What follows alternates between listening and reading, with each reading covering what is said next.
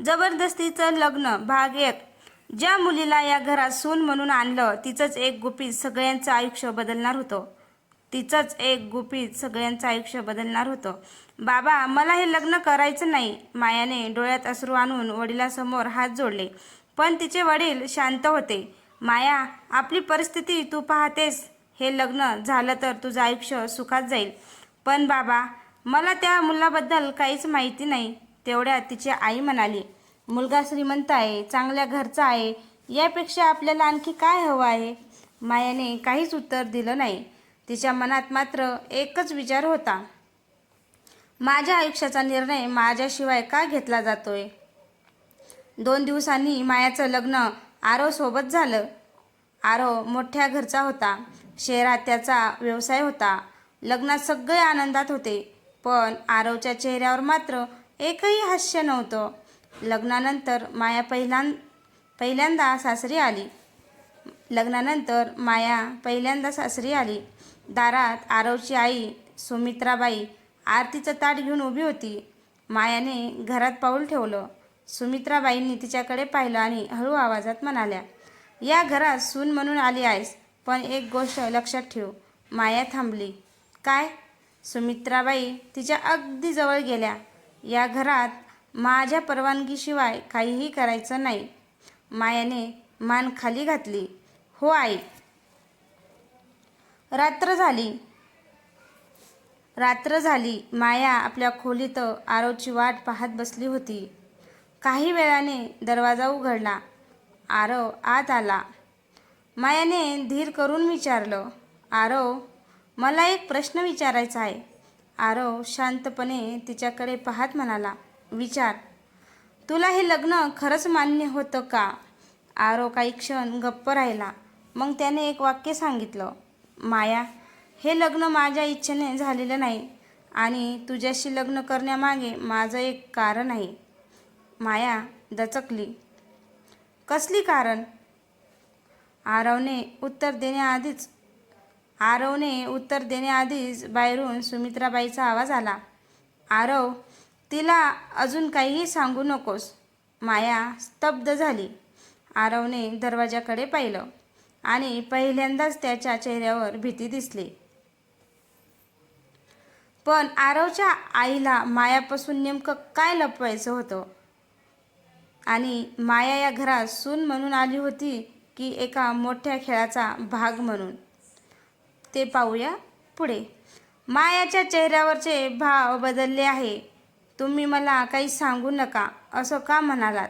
सुमित्राबाई काहीच बोलल्या नाहीत. त्यांनी आरवकडे रागाने पाहिलं.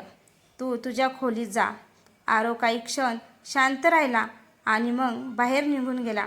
माया मात्र जाग्यावरच उभी राहिली. तिच्या मनात हजारो प्रश्न होते.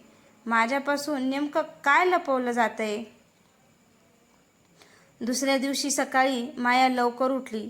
तिने स्वयंपाकघरात जाऊन सगळ्यांसाठी चहा बनवला. सुमित्राबाईंनी चहा घेतला आणि एक घोट घेताच कप खाली ठेवला. हा चहा कुणी बनवला? माया म्हणाली, मी. तुला माझ्या घरातील पद्धत अजून माहिती नाही. पुढच्या वेळी माझ्या सांगण्याप्रमाणेच चहा बनव. मायाने शांतपणे मान हलवली. तेवढ्यात घरात काम करणारी कमला मावशी तिच्याजवळ आली आणि हळू आवाजात म्हणाली, बाईसाहेब, तुम्ही मनाला लावून घेऊ नका. या घरात तुमच्या आधी एक मुलगी आली होती. माया दचकली. माझ्या आधी? कमला मावशीने आजूबाजूला पाहिलं. हो, पण तिचं पुढे काय झालं हे कुणीच बोलत नाही. मायाने लगेच विचारलं, कोण होती ती? कमला मावशी काही बोलणार तेवढ्यात सुमित्राबाईचा कडक आवाज आला, कमला, काम करायचं असेल तर कर, नाहीतर निघून जा. कमला मावशी गप्प झाली. मायाच्या मनात मात्र तोच प्रश्न घोळत राहिला. माझ्या आधी या घरात कोणती मुलगी आली होती? दुपारी माया आरवच्या खोलीत काही कपडे ठेवायला गेली. ठेवण्यासाठी गेली. कपाट उघडताना तिला एका जुन्या फोटोचा कोपरा दिसला. कपाट उघडताना तिला एका जुन्या फोटोचा कोपरा दिसला. तिने फोटो बाहेर काढला. फोटोमध्ये आरव एका अनोळखी मुलीसोबत उभा होता. मायाच्या हातातून फोटो जवळजवळ खाली पडला, कारण त्या मुलीच्या हातात मायाच्या लग्नात सुमित्राबाईंनी दिल्यासारखा तोच खास कंगन होतं. मायाने फोटो घट्ट पकडला. ही मुलगी कोण आहे? तेवढ्या तिच्या मागे आरव उभा होता. त्याचा चेहरा पूर्णपणे बदललेला होता. तो हळू आवाजात म्हणाला, माया, तो फोटो तू कुठेही दाखवू नकोस, नाहीतर तुझ्यासाठी खूप मोठी अडचण निर्माण होईल. माया त्याच्याकडे पाहत राहिली. आरव, मला आता सगळं सत्य जाणून घ्यायचं आहे. आरव काही बोलणार इतक्यात बाहेरून सुमित्राबाईचा आवाज आला. आरव, माया त्या फोटोपर्यंत पोहोचली का? माया त्या फोटोपर्यंत पोहोचली का? माया आणि आरव दोघेही एकमेकांकडे पाहू लागले, कारण आता मायाला कळलं होतं, हा फोटोच तिच्या लग्नामागचं खरं रहस्य उघडणार होता. माया फोटो हातात घेऊन स्तब्ध उभी होती. आरवने घाईघाईने तो फोटो तिच्या हातातून घेतला. माया, माझ्यावर विश्वास ठेव. आत्ता हा फोटो कुणालाही दाखवू नकोस. पण आरव, ही मुलगी कोण आहे? आरव काही क्षण शांत राहिला. ती माझ्या आयुष्यातली अशी व्यक्ती आहे जिच्याबद्दल तुला योग्य वेळ आल्यावर सगळं सांगेन. माया नाराज झाली. लग्न माझ्याशी झालंय, पण तुझ्या आयुष्यात दुसरी कोण होती हे मला लग्नानंतर कळतंय. तरीही मी प्रश्न विचारू नये? आरवने नजर खाली केली. माझी अडचण समजून घे. तेवढ्यात दरवाजा उघडला. सुमित्राबाई आत आल्या. त्यांची नजर थेट फोटोवर गेली. क्षणभर त्यांच्या चेहऱ्यावर भीती उमटली. मग त्यांनी स्वतःला सावरत फोटो हिसकावून घेतला. हा फोटो तुला कुठे सापडला? माया शांतपणे म्हणाली. तुम्ही एवढ्या घाबरता का? फक्त एक फोटो आहे ना? सुमित्राबाईचा आवाज कठोर झाला. तुला जितकं सांगितलं जातंय ना तितकंच ऐक. या घरात जुन्या गोष्टी उकरून काढण्याची गरज नाही. माया काही बोलणार इतक्यात आरव म्हणाला, आई, पुरे झालं.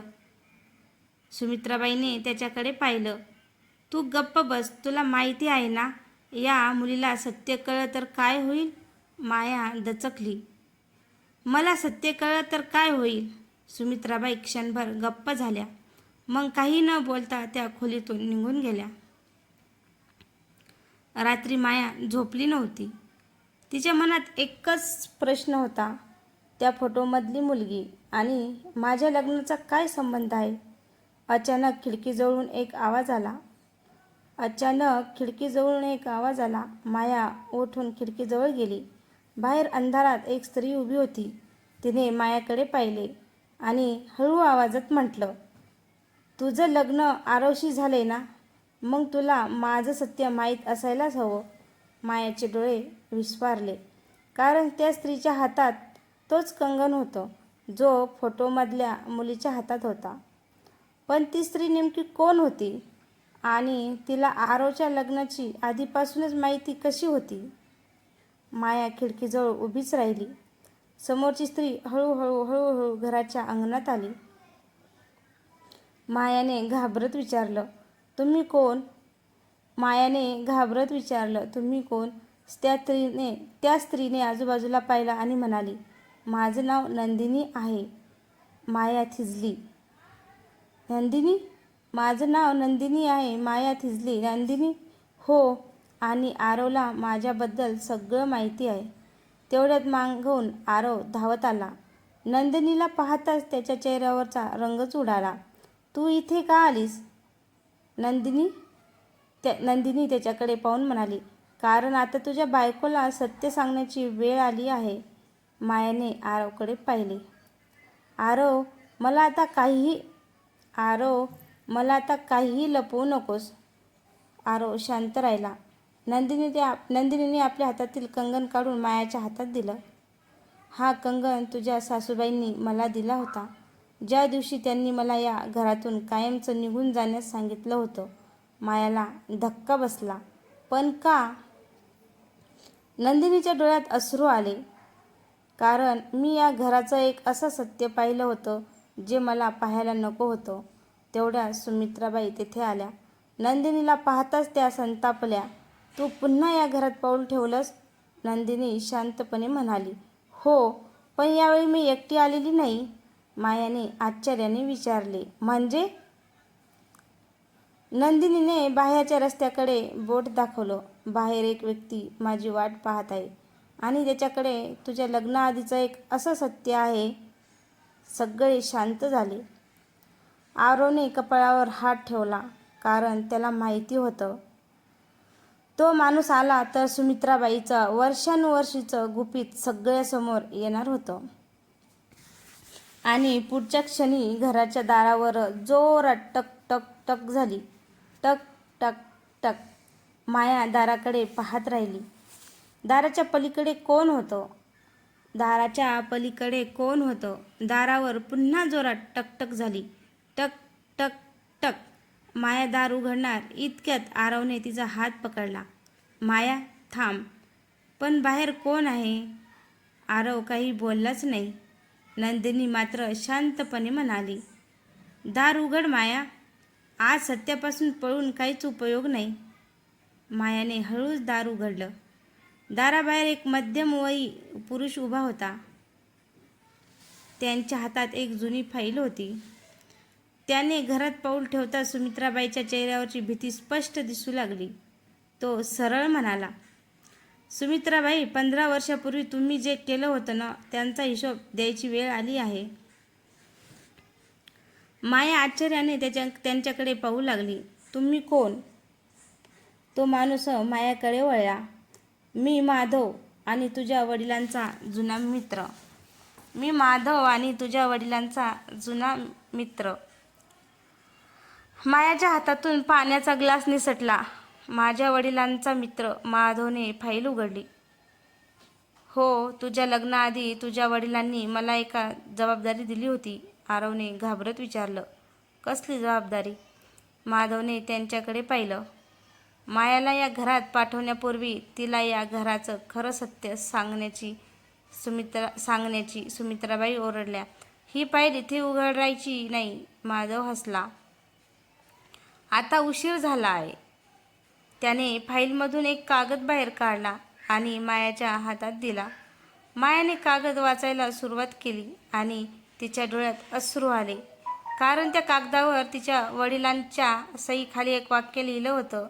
माझ्या मुलीचं लग्न आरवशी होण्यामागे एक मोठं कारण आहे. सत्य समजल्यावर तिलाच ठरवायचं आहे की ती या घरात राहायचं की नाही. माया थरथरत्या आवाजात म्हणाली, बाबांनी मला हे का सांगितलं नाही? माधवने तिच्याकडे पाहिलं. कारण त्यांना भीती होती. तुला सत्य आधी कळलं असतं तर तुझं लग्न कधीच झालं नसतं. मायाने आरवकडे पाहिले. मग माझ्याशी लग्न का केलंस? आरवच्या डोळ्यात अश्रू आले. तो हळू आवाजात म्हणाला, कारण तुझ्या वडिलांनी माझ्याकडे तुझं आयुष्य वाचवण्याची विनंती केली होती. माया स्तब्ध झाली. पण नेमकं तिच्या वडिलांना आरवकडे अशी विनंती का करावी लागली होती? मायाच्या डोळ्यासमोर सगळं धूसर झालं. माझं आयुष्य वाचवायचं होतं म्हणजे नेमकं काय झालं होतं? आरव काहीच बोलत नव्हता. माधवने सुमित्राबाईंकडे पाहिलं. आता तरी तिला सगळं सांगा. सुमित्राबाईच्या चेहऱ्यावरचा राग नाहीसा झाला. त्या खुर्चीवर बसल्या. माया, तुझ्या वडिलांनी माझ्याकडे एक गोष्ट लपवली होती. काय? तुझ्या वडिलांच्या व्यवसायात मोठं नुकसान झालं होतं. काही लोक त्यांच्या मागे लागले होते. त्यांना वाटत होतं की तुझ्यामुळे ते लोक तुला लक्ष्य करतील. माया शांतपणे ऐकत होती. सुमित्राबाई पुढे म्हणाल्या, आरवने तुझ्या वडिलांना मदत करण्याचं मान्य केलं, पण त्यासाठी तुझं लग्न आरवशी व्हावं अशी अट माझ्याकडून ठेवली गेली. मायाने आरवकडे पाहिलं. म्हणजे तू माझ्याशी फक्त बाबांसाठी लग्न केलंस? आरवने मान खाली घातली. सुरुवातीला हो. मायाच्या डोळ्यात पाणी आलं. आणि आता? आरवने तिच्याकडे पाहिलं. आता गोष्ट बदललेली आहे माया. माया काही बोलणार इतक्यात माधवने फाईलमधून आणखी एक कागद काढला. पण अजून एक सत्य बाकी आहे. सगळ्यांची नजर त्यांच्याकडे वळली. माधव म्हणाला, तुझ्या वडिलांचं नुकसान अपघाताने झालं नव्हतं. त्यामागे या घरातला एक माणूस होता. माया हादरली. या घरातला म्हणजे? माधवने हळूच मान हलवली आणि मग त्याने त्या व्यक्तीचं नाव सांगितलं. आरव. मग त्याने त्या व्यक्तीचं नाव सांगितलं. आरव. माया अविश्वासाने आरवकडे पाहू लागली. पण आरवच्या चेहऱ्यावर भीती नव्हती. तो फक्त एवढंच म्हणाला, माया, माधव काकांनी जे सांगितले ते अर्धसत्य आहे. मायाचा श्वासच थांबला. मग खरंच सत्य काय होतं? अर्धसत्य, माया थरथरत्या आवाजात म्हणाली. मग पूर्ण सत्य काय आहे? आरव. आरव काही क्षण शांत राहिला. सुमित्राबाई अचानक म्हणाल्या, आरव, आता तिला सगळं सांग. आरवने एक दीर्घ श्वास घेतला. माया, तुझ्या वडिलांचा व्यवसाय बुडवणारा मी नव्हतो. मी तर त्यांना वाचवण्याचा प्रयत्न करत होतो. माया गोंधळली. मग माधव काका तुझं नाव का घेत आहेत? मग माधव काका तुझं नाव का घेत आहेत? माधवने फाईल बंद केली. कारण मला जे कागद मिळाले होते त्यावर आरवच्या कंपनीची सही होती. आरव लगेच म्हणाला, ती सही माझी नव्हती. ती सही माझी नव्हती. मायाने विचारले, मग कुणाची होती? मग कुणाची होती? आरवने सुमित्राबाईकडे पाहिलं. त्या नजर चुकवू लागल्या. मायाला संशय आला. आई, तुम्हाला काही माहिती आहे का? सुमित्राबाईच्या डोळ्यात अश्रू आले. हो. सगळे शांत झाले. त्या कागदावरची सही माझीच होती. मायाला धक्का बसला. पण तुम्ही असं का केलं? सुमित्राबाई म्हणाल्या. कारण मला वाटलं होतं की तुझ्या वडिलांमुळे माझ्या मुलाचं आयुष्य उद्ध्वस्त होईल. मी रागाच्या भरात एक मोठी चूक केली. पण परिस्थिती हाताबाहेर गेली. आरवने आईकडे पाहिलं. आई, तू मला सत्य कधीच सांगितलं नाहीस. माया शांतपणे उभी होती. तिच्या मनात आता एकच प्रश्न होता. माझ्या बाबांचं नुकसान करणारी व्यक्ती माझी सासू होती. मग माझं लग्न आरवशी का लावून दिलं? तेवढ्यात माधवने आणखी एक कागद टेबलावर ठेवला. माया, याचं उत्तर या कागदात आहे. मायाने कागद उचलला. त्यावर लिहिलं होतं, माया आणि आरवचं लग्न झालं नाही तर पुढचा बळी. माया आणि आरवचं लग्न झालं नाही तर पुढचा बळी. माया पुढचं वाचणार इतक्यात दिवे अचानक बंद झाले. संपूर्ण घर अंधारात बुडाला आणि अंधारातून कोणीतरी कुजबुजलं. मायाला हे सत्य कधीच कळता कामा नये. घरात अचानक अंधार झाला. माया. आरवने घाबरून आवाज दिला. मी इथेच आहे, माया म्हणाली. काही क्षणांनी दिवे पुन्हा लागले. पण टेबलावर ठेवलेली ती फाईल गायब झाली होती. माधव घाबरून म्हणाला, फाईल कुठे गेली? आरवने लगेच घरातल्या सगळ्यांकडे पाहिलं. सुमित्राबाई मात्र शांत उभ्या होत्या. मायाने विचारलं, आई, फाईल कोणी घेतली? मला माहिती नाही. तेवढ्यात माया खिडकीजवळ गेली. खिडकी अर्धी उघडी होती. बाहेरच्या अंगणात तिला कोणीतरी पळताना दिसलं. आरव, तिकडे कोणीतरी आहे. आरव बाहेर थांबला. पण तोपर्यंत ती व्यक्ती गायब झाली होती. जमिनीवर मात्र एक छोटी वस्तू पडलेली होती.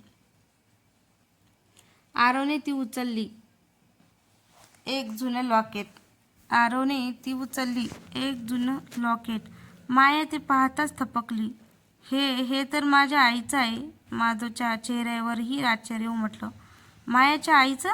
माया लॉकेट हातात घेत म्हणाली, हो, हे माझ्या आईने मला लहानपणी दाखवलं होतं. पण ते वर्षानुवर्षे हरवलं होतं. आरव काही क्षण लॉकेटकडे पाहत राहिला. मग तो म्हणाला, माया, हे लॉकेट जर इथे आलं असेल तर याचा अर्थ काय? आरवचा आवाज हळू झाला. तुझ्या आईला या सगळ्या प्रकरणाबद्दल आपल्या कल्पनेपेक्षा खूप जास्त माहिती होती. माया हादरली. पण माझी आई तर... ती वाक्य पूर्ण करण्याआधीच तिच्या फोनवर एक अनोळखी नंबरवरून मेसेज आला. तुला खरं सत्य जाणून घ्यायचं असेल तर उद्या सकाळी जुन्या वाड्यात एकटीच ये. मायाने मॅसेज आरवला दाखवला. आरवने फोन पाहिला आणि गंभीरपणे म्हणाला, माया तू जिथे एकटी जाणार नाहीस. माया तू तिथे एकटी जाणार नाहीस, कारण तो वाडा आपल्या कुटुंबाच्या सर्वात मोठ्या रहस्याशी जोडलेला आहे. माया बराच वेळ त्या मॅसेजकडे पाहत राहिली. आरव, मला त्या वाड्यात जायचं आहे. माझ्या आईबद्दल इतकी वर्ष मला काहीच माहिती नव्हती. आता हे रहस्य माझ्यासमोर आलंय तर मी मागे हटणार नाही. आरवने तिच्याकडे पाहिलं. ठीक आहे, पण मी तुझ्यासोबत येईन. दुसऱ्या दिवशी सकाळी दोघे जुन्या वाड्याजवळ पोहोचले. वाडा अनेक वर्षापासून बंद होता. मायाने दरवाजा ढकलला. दार उघडलं. आत धुळेने भरलेल्या वस्तू, जुन्या फोटोच्या चौकटी आणि बंद खोल्यात दिसत होत्या. अचानक मायाची नजर भिंतीवरच्या एका जुन्या फोटोवर गेली आणि तिच्या हातातील त्राणच गेलं. फोटोमध्ये तिची आई होती, पण तिच्या शेजारी उभा असलेला माणूस पाहून माया हादरली. आरव हा तर. आरवने फोटो पाहिला. तोही काही क्षण काहीच बोलला नाही. फोटोमधला तो माणूस आरवचा वडील होता. माया कुजबुजली. माझ्या आईचा आणि तुझ्या बाबांचा संबंध काय होता? आरवने उत्तर देण्याआधीच मागच्या खोलीत आवाज आला. तुम्ही दोघे इथे याल हे मला माहिती होतं. दोघेही वळले. दरवाजात एक वृद्ध स्त्री उभी होती. तिने मायाकडे पाहिले आणि म्हणाली, तुझ्या आईने मला सांगितलं होतं एक दिवस तू नक्की या वाड्यात येशील. माया धावत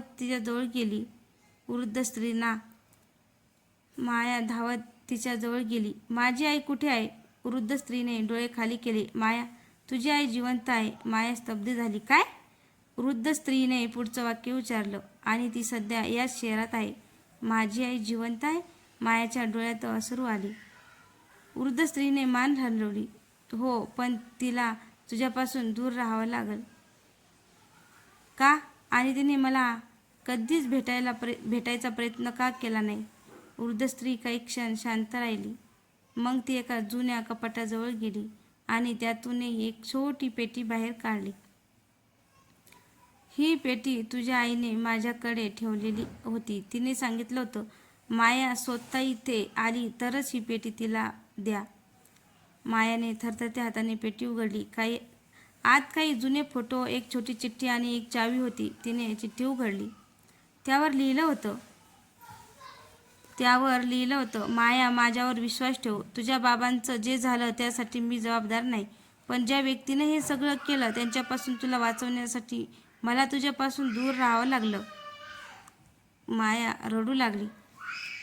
आईला माझ्यापासून कुणी दूर केलं? वृद्ध स्त्रीने आरवकडे पाहिलं. तो प्रश्न तू आरवला विचार. माया हळूच आरवकडे वळली. आरव, तुला माझ्या आईबद्दल आधीपासून माहिती होतं का? आरव काही क्षण गप्प राहिला, पण मग त्याने मान खाली घातली. हो. मायाला मोठा धक्का बसला. मग तू मला कधीच काहीच सांगितलं नाहीस? आरवच्या डोळ्यात पश्चाताप होता. कारण तुझ्या आईने मला वचन दिलं होतं तुझं लग्न होईपर्यंत तिचं ठिकाण तुला सांगायचं नाही म्हणून. माया काहीच बोलली नाही. तेवढ्या तिच्या हातातील चावी जमिनीवर पडली. वृद्ध स्त्रीने ती उचलली आणि म्हणाली, ही चावी तुझ्या आईने दिली होती. कशाची आई ही चावी? वृद्ध स्त्रीने वाड्याच्या मागच्या बंद दरवाजाकडे बोट दाखवलं. त्या खोलीची, जिथे तुझ्या आईने शेवटचं सत्य लपवून ठेवलं आहे. माया आणि आरव त्या दरवाजासमोर उभे राहिले. मायाने चावी कुलपात फिरवली. क्लिक. दार उघडलं. दार उघडलं. आत भिंतीवर एक मोठा फोटो होता आणि त्या फोटोखाली लिहिलं होतं, या घराचा खरा विश्वासघाती कोण आहे हे माया ठरवेल. मायाच्या चेहऱ्यावर प्रश्न उमटला. पण हा फोटो नेमका कोणाचा होता? तर मित्रांनो, तुमच्यासाठी मी हे एक नवीन स्टोरी घेऊन आलेली आहे. तर नक्कीच वाचा आणि कमेंटमध्ये नक्की सांगा कशी आहे. तर भेटूया पुढच्या भागात. तोपर्यंत धन्यवाद.